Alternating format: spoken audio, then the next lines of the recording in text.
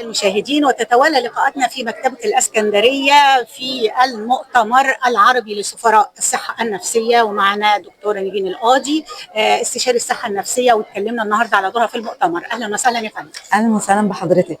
قولنا بقى دورك النهارده في المؤتمر ايه؟ النهارده ان شاء الله انا هناقش ورقه بحثيه بعنوان الصحه النفسيه والارشاد الاسري، وهتكلم عن الارشاد الزواجي.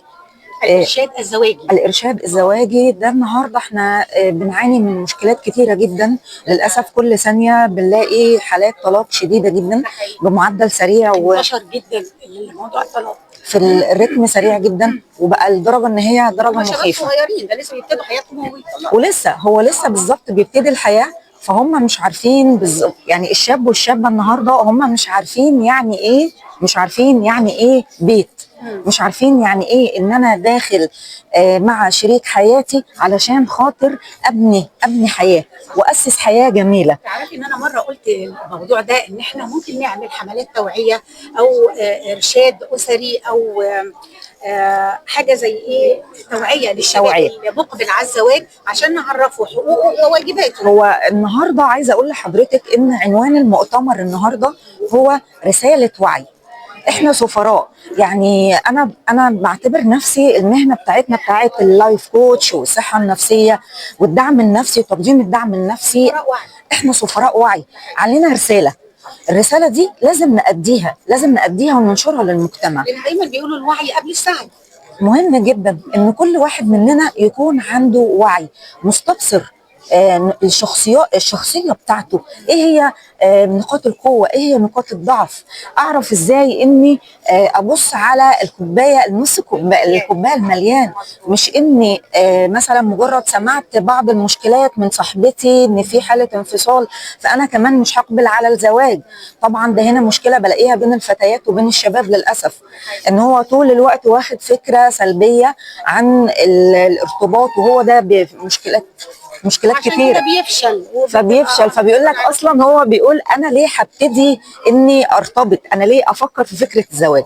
من هنا الوعي بقى هو الاهم. هنا النهارده من خلال مؤتمرنا بتاع الصحه النفسيه اللي هو احنا سفراء الوعي فيه، هنتكلم عن ان صحتنا النفسيه هي مش رفاهيه، ولكن صحتنا النفسيه هي شيء مهم لينا في اختيار شريك حياتنا في بدايه رحلتنا.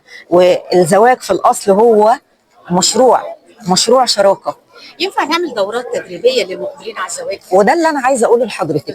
مهم جدا ان انا ان شاء الله في الفتره الجايه يعني هفعل دورات وورش جميله للمقبلين على الزواج، شباب وفتيات، لان احنا عايزين نعرف ازاي نعرفهم، كل واحد يعرف حقوقه وواجباته، ايه هو المعنى، ايه هو معنى اختيار، زي ما ربنا قال لنا في كتابه العزيز وجعلنا بينكم موده ورحمه. وعايزين البيوت تبقى دايما مطمئنه، وبيوت فيها رحمه، وبيوت تكون عامره بالاطمئنان والامان والحب والسعاده. ونرجع لعاداتنا القديمه وحياتنا الحلوه اللي الناس زمان ما كانوش بيتطلقوا، كانوا بيقعدوا بسنين طويله مع بعض. في دلوقتي ثغره بين القديم والجديد.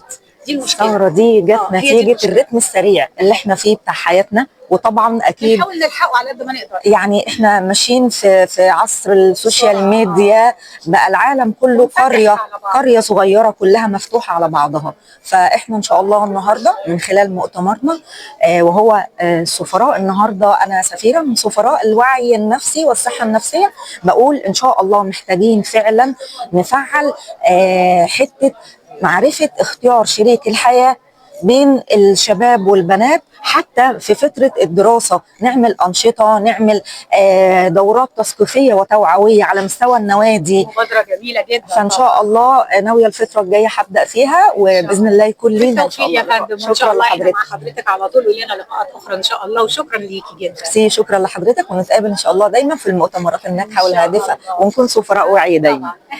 كان معكم صافي سالم، مدير مكتب المنتزه لجريدة الصحوانية.